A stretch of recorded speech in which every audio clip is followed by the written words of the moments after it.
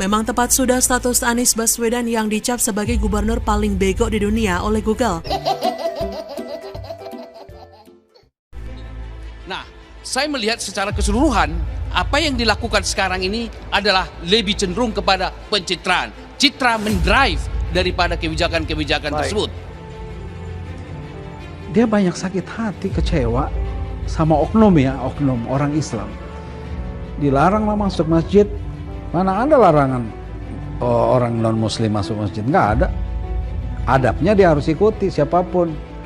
Dia dilarang, kesian. Dia udah bangun masjid dilarang. Kecewa melulu, dikecewain. Milih saya juga bilang sama orang gereja saya, kalau kalian milih saya karena Kristen, bodoh kalian. Kenapa? Kalau saya korup, kalau saya tidak betul, akan mempermalukan nama gereja dan nama Kristen. Jadi kalau saya tidak betul, jangan pilih saya.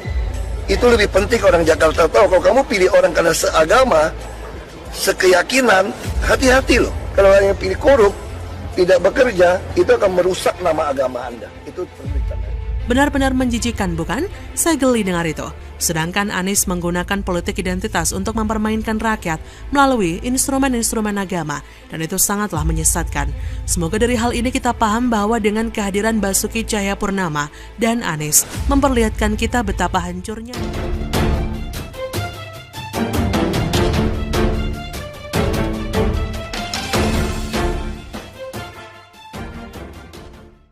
Kalau mau dibandingkan antara Ahok dan Anies ini ibarat membandingkan bukan lagi langit dan bumi, namun kita membandingkan surga dan neraka karena memang perbedaan yang begitu drastis dipertontonkan oleh kedua tokoh ini. Mereka menjadi dua orang yang memberikan pemahaman kepada kita betapa radikalnya perbedaan itu, sehingga membuat kita paham suasana surga dan neraka di kota Jakarta. Basuki Cahayapurnama menghadirkan surga di tengah-tengah kota Jakarta dengan pembangunan infrastruktur yang luar biasa dan juga pengelolaan dana yang jujur jauh dari bau-bau amis korupsi. Sedangkan yang dikerjakan oleh Anies adalah menghadirkan neraka bagi Jakarta dengan ketidakjelasan dan keraguan-raguan atas kebijakan, sehingga semua orang yang hidup di Jakarta menjadi mendadak ikutan tolol. Kalau kita melihat kedua kinerja orang ini, kita melihat bukan lagi langit dan bumi seperti yang saya katakan di awal. Mungkin bukan lagi sekedar surga dan neraka, tapi lebih dalam lagi adalah langitnya surga dan keraknya neraka.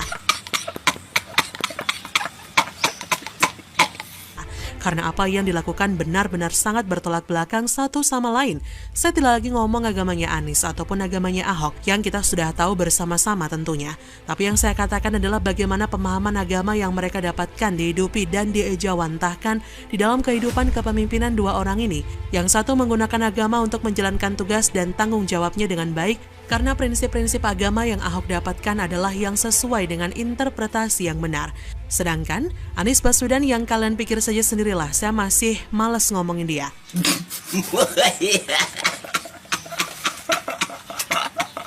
Nanti banyak kaum sensitif yang mengatakan bahwa saya main-mainkan agama, padahal tidak. Kebebasan rakyat dalam melihat transparansi anggaran sangat menjadi nilai jual yang paling tinggi dari Basuki Cahayapurnama. Saat menjadi komisaris utama Pertamina pun Bapak Ahok ini masih menjalankan prinsip-prinsip kebersihan, kejujuran seorang pemimpin yang mengelola dan menjadi orang yang mengatur jalannya birokrasi di perusahaan tersebut. Lalu yang paling utama adalah masalah orang beragama yang ingin melakukan ibadah. Ahok membangun masjid besar di daerah Cengkareng untuk ibadat karena memang jelas orang beribadah di masjid bukan di lapangan sepak bola.